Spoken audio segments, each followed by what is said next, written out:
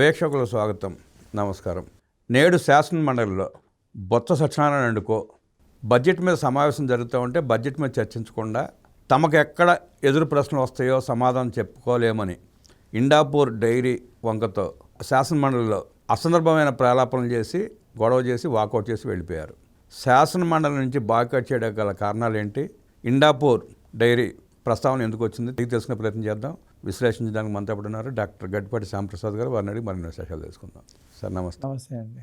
ఇవాళ శాసన మండలిలో ఇండాపూర్ డైరీ అంటూ బొత్స సత్యనారాయణ తదితర ఎమ్మెల్సీలు దాని మీద చర్చ పెట్టాలంటూ ఒక పక్కనేమో అసెంబ్లీ బడ్జెట్ సమావేశాల మీద ప్రసంగం మాట్లాడుతున్నారు, చర్చకు తీసుకొద్దాం అనుకుంటే అసందర్భంగా అనవసరమైన ఇండాపూర్ డైరీ అంటూ వీళ్ళు లొల్లి చేసి వాకౌట్ చేసి వెళ్ళిపోయారు.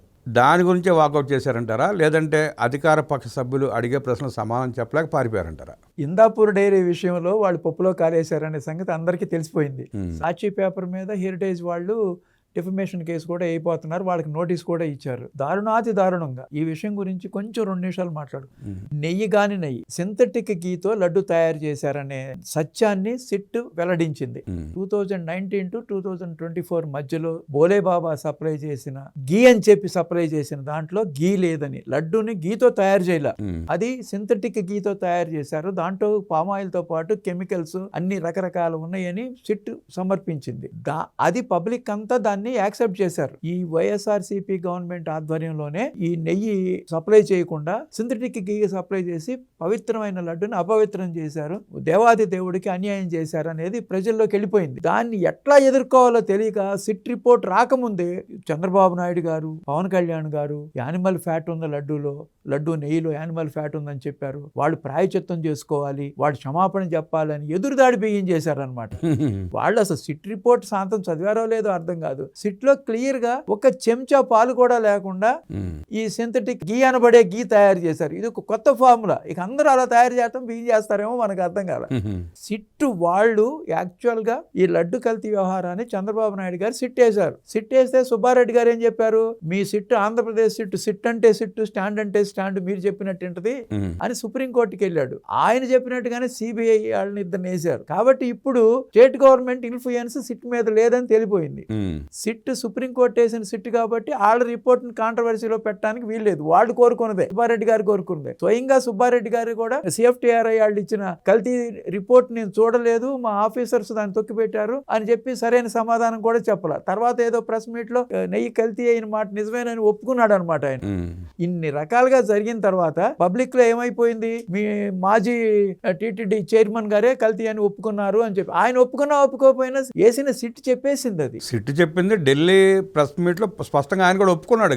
గోస్వామి కూడా క్లియర్ గా చెప్పాడు, what is this mister Jagan, are you Hindu, I think that you are a Christian అని ఆయన చాలా గట్టిగా Arnab Goswami national Economic Times లో వచ్చింది, అన్ని అయిపోయింది. అవన్నీ అక్కర్లేదండి, సిట్ రిపోర్ట్ సరిగ్గా చదువుకుంటే చాలు. ఇవన్నీ ఏంటంటే ప్రజలకు అర్థమైన విషయాలు ప్రెస్ లో వచ్చింది కాబట్టి స్ట్రెంత్ గా ఉంటాయి. దాన్ని తీసేసి animal fat is a different issue, whether it is a ghee or not. సరే యానిమల్ ఫ్యాట్ మీరు సరిగ్గా టెస్ట్ చేయించారా, ఎన్డీఆర్ సరిగ్గా టెస్ట్ చేయాలి, నాకు చేత కాదన్నాడు.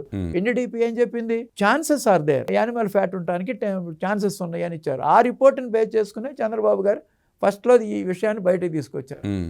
అందువల్ల ఏమైందంటే పబ్లిక్ అందరికీ వీళ్ళు దొంగలు, దేవుడి మీద భక్తి లేదు, భక్తి భావం లేదు, హిందువుల మనోభావాలు దెబ్బతింటం కోసమే వీళ్ళు ఇట్లా చేశారు.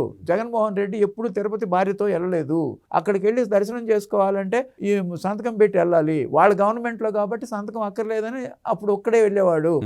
ఇన్ని రకాలుగా హిందూ మతం మీద వాళ్ళకి సరైన భక్తి లేదు, భయం లేదు. అందుకని 250 కోట్ల కోసం హిందూ మతాన్ని, భక్తుల్ని మనోభావాన్ని దెబ్బతీయడానికి చేసిన పని అనమాట ఇది. 250 కోట్లు అనేది బై ప్రోడక్ట్, ఆ డబ్బులు కూడా వస్తాయి, రెండు సరి చేసుకున్నారు. దానికి ఏమీ తట్టుకోలేక చంద్రబాబు నాయుడు గారి హెరిటేజ్ డైరీ ఉంది, హెరిటేజ్ డైరీలో ఏమన్నా తప్పులు జరిగినాయా అని తీద్దామని తీశారు వాళ్ళు. తీస్తే వెబ్సైట్ లో ఏముంది, ఇందాపూర్ డైరీతో వీళ్ళకి కో మ్యానుఫ్యాక్చరింగ్ యూనిట్ ఉంది. ఇందాపూర్ డైరీ వాళ్ళకి టీటీడీ లడ్డూలో తయారు చేసే నెయ్యి టెండర్ వాళ్ళకి వచ్చింది, అది 650 రూపాయలకు వచ్చింది. అప్పుడు ఏమంటారు, ఇందాపూర్ డైరీ డైరెక్ట్ గా హెరిటేజ్ కనుక టీటీడీకి సప్లై చేస్తే చంద్రబాబు నాయుడు గారు కావాలని చేస్తున్నారు, సొంత ప్రభుత్వం ఉంది కాబట్టి అని వేరే కంపెనీ ద్వారా హెరిటేజ్ గీ టీటీడీ సప్లై చేస్తుంది అని చెప్పడం కోసం ఎలిగేషన్స్ సాక్షిలో కరుణాకర్ రెడ్డి దగ్గర నుంచి బిగిన్ అయింది ప్రెస్ మీట్. అది సాక్షిలో మెయిన్ హెడ్డింగ్స్ వేసి గందరగోళం చేసి ప్రజల్ని తప్పుదోవ పట్టించారు ఈ విషయంలో. పూర్తిగా తెలుసుకోకుండా, ఇన్ఫర్మేషన్ తెలుసుకోకుండా, ఇందాపూర్ డైరీ అంటే ఏంటి, హెరిటేజ్ అంటే ఏంటి, ఆ విషయాలు రెండూ తెలుసుకోకుండా ఇవాళ కౌన్సిల్లో బడ్జెట్ సమావేశాలు జరుగుతుండగా బడ్జెట్ గురించి పూర్తిగా డిస్కస్ చేయకుండా, బడ్జెట్ కి మంచి హర్షాతిరేకాలు వచ్చినాయి. ఆంధ్రప్రదేశ్ మొత్తం బ్రహ్మాండంగా బడ్జెట్ ఉందని అందరూ పొగుడుతున్నారు దాన్ని. బడ్జెట్ చాలా అద్భుతంగా ఉంది. అలాంటి బడ్జెట్ మీద డిస్కస్ చేస్తే గవర్నమెంట్ కి ఎక్కడ మంచి పేరు వస్తుందని ఇందాపూర్ గురించి మధ్యలో బడ్జెట్ సమావేశంలో బడ్జెట్ అయిన తర్వాత మాట్లాడతారు. ఇందాపూర్ గురించి నీకు సపరేట్ గా అసెంబ్లీ పెట్టమన్నా పెడతారు చంద్రబాబు నాయుడు గారు. ఎందుకంటే అక్కడ ఎవరు తప్పు చేయలే. ఇక్కడ ఏంటి ఇక్కడ విషయం, హెరిటేజ్ అనేది చంద్రబాబు నాయుడు గారి ఫ్యామిలీ డైరీ. అందుకని దాంట్లో చంద్రబాబు నాయుడు గారిని ఇరికిచ్చి చంద్రబాబు నాయుడు గారు ఇట్లా ఇందాపూర్ డైరీ ద్వారా ఈ టీటీడీకి సప్లై చేస్తానికి ఈ స్కామ్ అంతా తీసుకొచ్చారు, వాళ్ళ డైరీ సప్లై కోసము అని తీసుకొచ్చారు. అది కాక 2014-19 మధ్యలో కూడా ఇందాపూర్ డైరీ గీ సప్లై చేసింది. అది 270-300 ఆ ప్రాంతాల్లో డైరీ సప్లై చేసింది. ఇప్పుడు 650 అయింది. వాళ్ళు అనేది ఏంటి, 270 రూపాయలకి అక్కడ గీ సప్లై చేశారు, మీరేమో 300 రూపాయల్లో గీ సప్లై చేస్తే కల్తీ గీ కాక మంచి గీ వస్తుందానికి మీరు కామెంట్ చేశారు అని దాని మీద కూడా ఒక వాదన వచ్చింది. అదేంటంటే అది ఎప్పుడో 2014-15లో జరిగిన గీ రేట్ అనమాట. అప్పుడు పాల రేట్ ఎంత ఉంది, 20 రూపాయలు ఉంది. ఆల్ ఇండియాలో ఉన్న గీ రేట్స్ మొత్తం తీస్తే అరౌండ్ 300 ఉన్నాయి అప్పుడు. అదే దానికోసం ఏం తక్కువకి ఇవ్వాలా, ఏం కల్తీ చేయలే. వాళ్ళు టెండర్లో తక్కువ వేశారు కాబట్టి వాళ్ళు క్వాలిఫై అవ్వాలి నెక్స్ట్ ఇయర్. అట్లాగే ఇప్పుడు 2014-2024 12 సంవత్సరాల తర్వాత 650 చేశారు. ఇప్పుడు పాల రేట్ ఎంత ఉంది, అప్పుడు పాల రేటు 40 నుంచి 50 రూపాయల మధ్యలో ఉంది. అప్పుడు 20-25 మధ్యలో ఉంది. డబల్ కంటే ఎక్కువ ఉందన్నమాట. ఇన్ని రకాలుగా ఇందాపూర్ డైరీ అనేది very big dairy. 50 lakhs litres per day collection ఉంది. ఇంటర్నేషనల్ బిజినెస్ ఉంది. వాళ్ళకి హెరిటేజ్ సబ్సిడరీగా ఉంటుంది కానీ హెరిటేజ్కి అది సబ్సిడరీగా ఉండదు. అది హెరిటేజ్ కూడా కో మ్యానుఫ్యాక్చరింగ్ యూనిట్ ఇందాపూర్లో ఎందుకు పెట్టుకున్నారంటే Heritage is a listed company. Listed కంపెనీకి వాళ్ళు ఏ ప్రోడక్ట్ ఎక్కడెక్కడ తెచ్చుకుంటున్నారు అనేది డీటెయిల్డ్గా ఇవ్వాలి. ఎందుకంటే అది పబ్లిక్తో సంబంధించింది, షేర్ మార్కెట్కి సంబంధించింది. ఎవ్రీ మైన్యూట్ డీటెయిల్ స్టాక్ ఎక్స్చేంజ్లో ఉంటుంది పబ్లిక్ లిమిటెడ్ కంపెనీకి. దానికోసమని వాళ్ళ వెబ్సైట్లో వాళ్ళు ఎక్కడెక్కడ ఏ ప్రోడక్ట్ తెచ్చుకుంటున్నారు అనేది క్లియర్గా ఉందన్నమాట. దానికి వీళ్ళు హెరిటేజ్ ద్వారా హెరిటేజ్ గీ తీసుకెళ్లి ఇందాపూర్ పేరు పెట్టి టీటీడీకి సప్లై చేస్తున్నారని ఉందన్నమాట. ఎప్పుడు హెరిటేజ్ ఎవ్వరికి ఏ గవర్నమెంట్ ఇన్స్టిట్యూషన్ కానీ ఏ టెంపుల్స్కి కానీ బల్క్గా గీ ఎప్పుడు అమ్మల. అసలు వాళ్ళ బిజినెస్సే కన్స్యూమర్ బేస్డ్ బిజినెస్ హెరిటేజ్ది. వాళ్ళు ఇందాపూర్లో కో మ్యానుఫ్యాక్చరింగ్ యూనిట్ దేనికంటే cheese, paneer, skimmed milk powder, milk, ఈ ప్రోడక్ట్స్ వాళ్ళు తెచ్చుకుంటున్నారు. ఎప్పుడైనా సరే హెరిటేజ్ వాళ్ళ యొక్క కో మ్యానుఫ్యాక్చరింగ్ యూనిట్ నుంచి వాళ్ళు డిఫరెంట్ యూనిట్స్ నుంచి తెచ్చుకున్నారు కానీ వాళ్ళకి వీళ్ళు సప్లై చేయడం ఎప్పుడు ఎక్కడా లేదనమాట.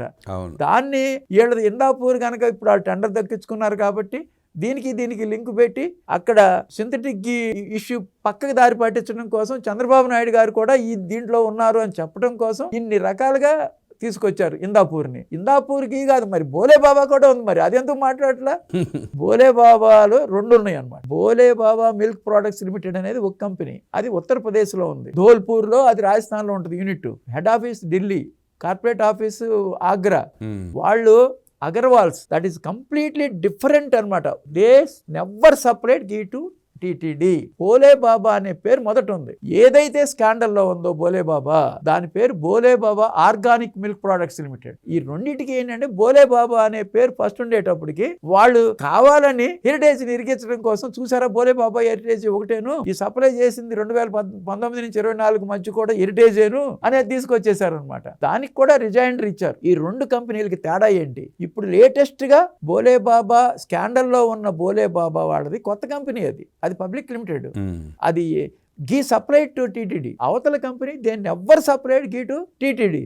వాళ్ళు బ్రిటానియా దగ్గర నుంచి, నెజిల్ దగ్గర నుంచి, సంగం డైరీ దగ్గర నుంచి, హెరిటేజ్ దగ్గర నుంచి దగ్గర 100 కంపెనీలకి వాళ్ళ ప్రోడక్ట్స్ సప్లై చేస్తున్నారు బోలే వాళ్ళు.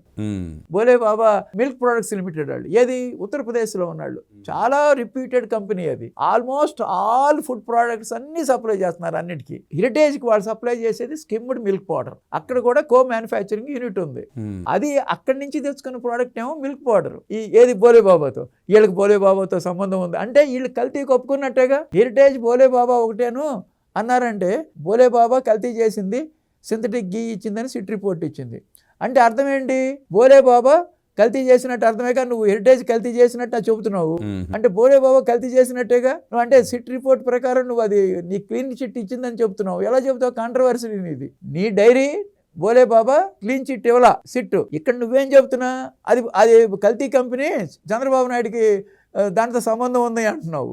నువ్వేం చెబుతున్నా నేను క్లీన్ చిట్ వేసారు నాకేమి ఇవ్వలేదన్నా. సప్లై చేసిందేమో బోలే బాబానే కదా మరి. మ్మ్. ఒక సైడ్ ఏమో నువ్వు క్లీన్ చిట్ ఇచ్చారంట, ఒక సైడ్ ఏమో నువ్వు హెరిటేజ్ వాళ్ళకి బోలే బాబుతో సంబంధం ఉంది, ఈ కల్తీ అంతా చంద్రబాబు నాయుడు పాపమే అని నువ్వు అంటావు. అంటే గందరగోళం చేసి ఏదో రకంగా హెరిటేజ్ మీద తోసేయాలి వ్యవహారం అంతా. వీళ్ళు బయటపడాలా, వీళ్ళు బురద గంటలో డొల్లే పందులాగా డొల్లుకుంటా ఎజటాల మీద బురద జల్లే ప్రయత్నం. అదే ఇక్కడ జరిగింది. వాళ్ళకి అసెంబ్లీలో కాదు, ఒక్క సంవత్సరం పాటు అసెంబ్లీలో ఎన్ని పాయింట్లు చెప్పాలన్నా డిస్కస్ చేసే కెపాసిటీ మన వాళ్ళందరికీ ఉంది. కేవలం హెరిటేజ్ చంద్రబాబు నాయుడు గారి ఫ్యామిలీ యూనిట్ అవటం వల్ల దాని రిప్యుటేషన్ దెబ్బకొడటానికి ఇవన్నీ చేస్తున్నారు. దాని రిప్యుటేషన్ కొడుతున్నారు కాబట్టి వాళ్ళు రిజైండర్ ఇచ్చారు. తర్వాత వాళ్ళు డిఫమేషన్ కేసు కూడా అయిపోతున్నారు. హెరిటేజ్కి దీనికి ఏమి సంబంధం లేదు. ఇప్పుడు సంబంధం ఉన్న లింక్స్ అన్ని నేను చెప్పాం.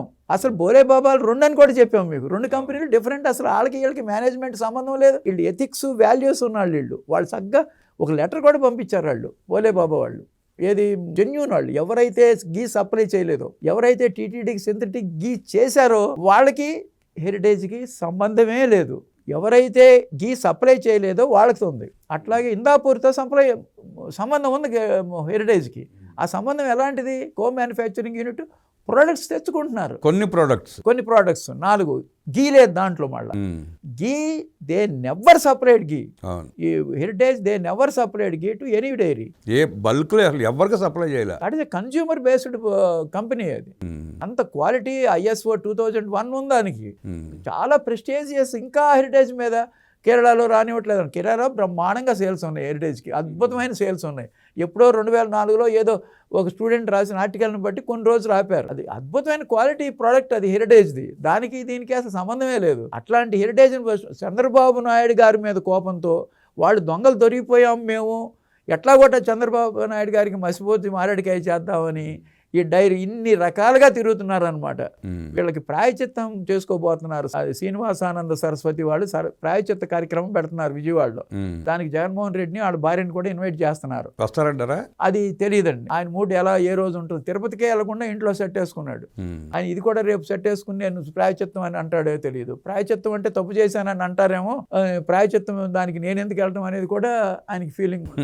ప్రాయచిత్తం చేసుకుని తిరుపతి దేవస్థానానికి, తిరుపతి వెంకటేశ్వర స్వామికి ముడుపులు చెల్లించుకుంటే చేసిన పాపం కొంతన్నా క్షమిస్తాడు దేవుడు. అసలు పొరపాటు ఎందుకు చేస్తాడు? తప్పు చేసిన ఎందుకు ఒప్పుకుంటాడు? ప్రాయచిత్తం ఎందుకు కోరతాడు? తప్పు చేసిన ఆయన ఒప్పుకోకర్లా, సిట్టి చెప్పేసింది కదా, ఎంక్వైరీ కమిటీ చెప్పేసింది కదా. దాంట్లో 36 మంది దోషులు పెట్టింది. దాంట్లో కూడా ఏదో అదృశ్యక్తి ఉంది. దాంట్లో ధర్మారెడ్డిని పెట్టలేదు, సుబ్బారెడ్డిని పెట్టలేదు, కరుణాకర్ రెడ్డిని పెట్టలేదు, చెవిరెడ్డిని పెట్టలేదు, జగన్మోహన్ రెడ్డిని కూడా పెట్టలా. మరి ఇంతమంది పేర్లు ఎందుకు లేవో కూడా మనకి ఆశ్చర్యంగా. అర్థం కాని ప్రశ్న. ఇంకా లోతైన ఇన్వెస్టిగేషన్ జరగాలేమో దాంట్లో. అందుకనే సింగిల్ మ్యాన్ కమిటీ వేశారు కదా చంద్రబాబు నాయుడు గారు. మరి అది ఎంతవరకు వచ్చిందో మరి ఇంతవరకు నాకు తెలియలే. మరి ఎవరన్నా వేశారా? కమిషన్ ప్రకటించారు, వేస్తారు త్వరలో. బురదగుంటలో పందులు డొల్లినట్టు జగన్ రెడ్డి దొంగల ముఠా కూడా బురదగుంటలో డొల్లుతూ ఎదుటివారి మీద బురద జల్లే ప్రయత్నాన్ని ఖండిస్తూ కల్తీ నైవేశాన్ని స్పష్టంగా ఎక్స్ప్లెయిన్ చేసిన డాక్టర్ గట్టిపాటి శ్యాంప్రసాద్ గారికి ధన్యవాదాలు తెలియజేస్తూ నమస్కారం. నమస్తే అండి.